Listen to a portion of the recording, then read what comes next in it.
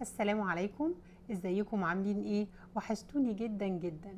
يلا بينا النهارده نعمل مع بعض مهلبية القمح او نعمل العاشورة اللي معروفة عندنا في مصر باسم العاشورة. بصوا هنعمل حاجة كريمية جدا، مش حاجة كده ناشفة وتضايقنا، حاجة كده في منتهى الجمال، كريمي جدا وفي نفس الوقت طرية. وهنعرف ازاي نسويها بطريقة مظبوطة بحيث انها ما تبقاش حبات القمح معانا ناشفة. شايفين الجمال؟ بصوا حلوة ازاي. يلا بينا نشتغل ونشوف عملنا ايه، وزينوها بالطريقة اللي تعجبكم، هتتبسطوا منها قوي. اول حاجة معانا هنا نص كيلو من القمح المنقوع ساعتين. في ناس بتقول نص ساعة، لكن انا مش بحب كده، انا بحب اني انقعه ساعتين كاملين، بيفرق قوي في التسوية وبيبقى طعمه جميل وما بيبقاش طري ولا حاجة ولا ناشف. تمام. وعندنا هنا كوباية ونص من السكر، وعندنا كوباية الا ربع من اللبن، دي لوحدها هندوب فيها النشا، وعندنا 2 لتر من اللبن. ممكن الكوباية الا ربع دي نخليها مية عادي جدا.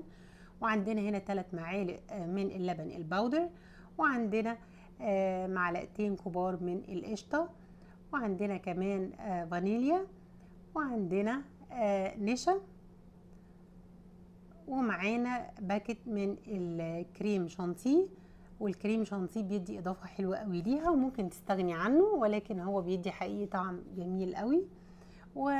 هنتكلم دلوقتي عن كل التفاصيل، لكن حقيقي هي حاجه جميله قوي وكل اللي بياكلها بيحبها، والولاد الصغيرين كمان هيحبوها جدا، والكبار هيحبوها اكتر. هننزل هنا بالنص كيلو القمح اللي زي ما اتفقنا مغسول ومنقوع. تمام. عندنا بقى غاليين ميه في الكتل، وهنبدا اننا نجيب الميه السخنه دي وننزل بيها على القمح بالشكل ده. ده قمح مقشور علشان اللي عايشين بره امريكا، قصدي سوري بره مصر، او عايشين في الخارج، ده قمح مقشور. تمام. اللي هو متقشر من عليه القشره الغامقه دي. هنغطيه بالميه، نغطيه كويس جدا، يعني فوق القمح بشويه حلوين كده، علشان يغلي ويستوي. انا عايزاه يستوي سوا كامل جدا في الميه مش في اللبن. تمام. بالشكل ده هنبدأ ان احنا نسيبه كده على النار يقعد يغلي كده كل شوية كويس. ونبدأ كل شوية نرجع له تاني ونطمن. المنديل اللي انا اخدته ده كنت بمسح بيه اي بواقي كده بتطلع على الجناب. بس بصوا ازاي اما هي بقى تلاقيه استوى، بصي هتلاقيه طري كده بقى كويس، ونشف كده المية من عليه شوية. هنقفل عليه ونسيبه 5 دقايق، وبعد كده ننزل عليه بقى بالسكر. وبعدين بالشكل ده كده اهو، سبت شوية من السكر، انا حاطة تقريبا كوباية ونص ومعلقتين، بس الحقيقة انا هستخدمهم كلهم يعني.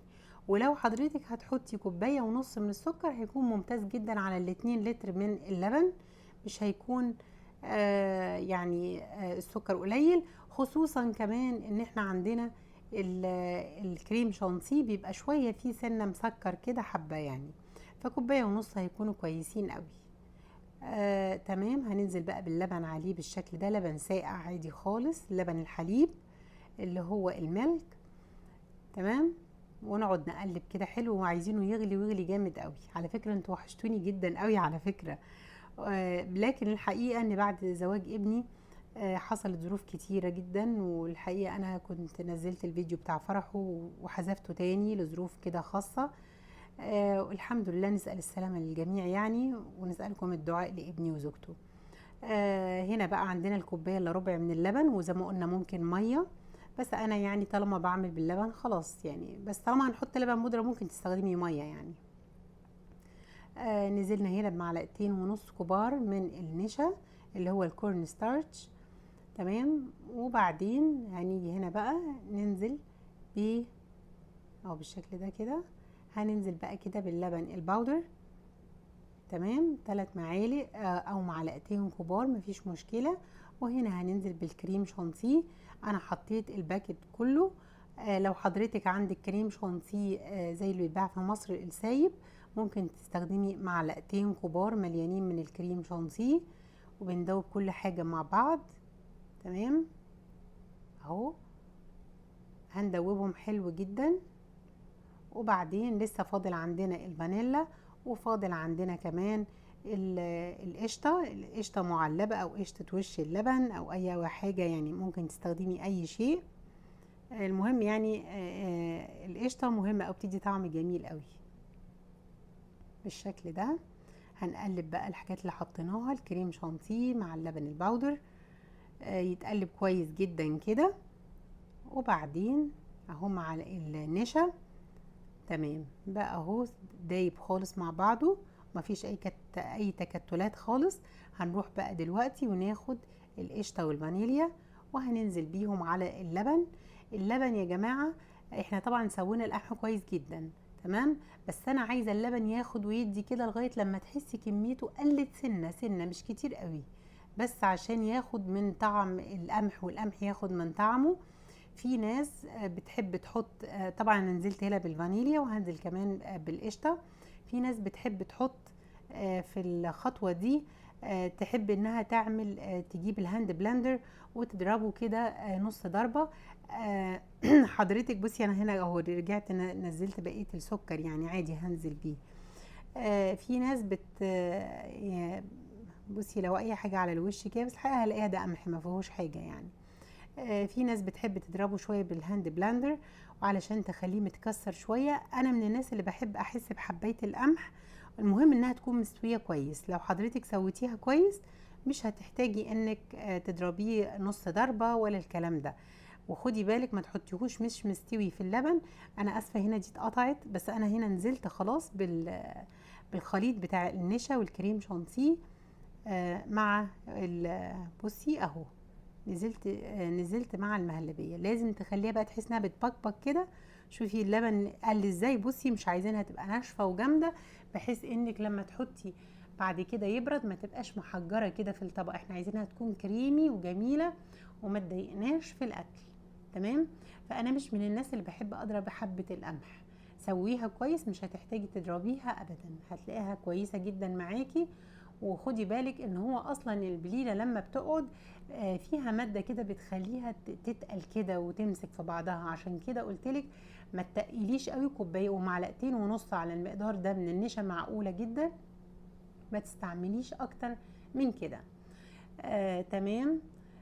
طبعا انا الحمد لله رجعت امريكا تاني دلوقتي، وباذن الله كان في كده كان في فيديو حلو قوي يعني منوع كده هنزله لكم من مصر في كام مكان حلوين، ان شاء الله هنزله لكم قريب برضو للافاده للي عاوز ينزل مصر. تمام. بصي هنا بقى اهو، شوفي بصي جميله ازاي. طبعا سبتها بقى تبرد عشان اغلف كل طبق كده بالبلاستيك راب وادخلها على التلاجة، وبعد كده زينيها براحتك بقى بالمكسرات. بس بصراحه هتحبيه جدا، ولو كلتيه وهو سخن برضو بيبقى روعه. هنا بقى زينته بقى طبقين كده بالمكسرات كانوا هيتاكلوا في وقتها، وطبق ساده.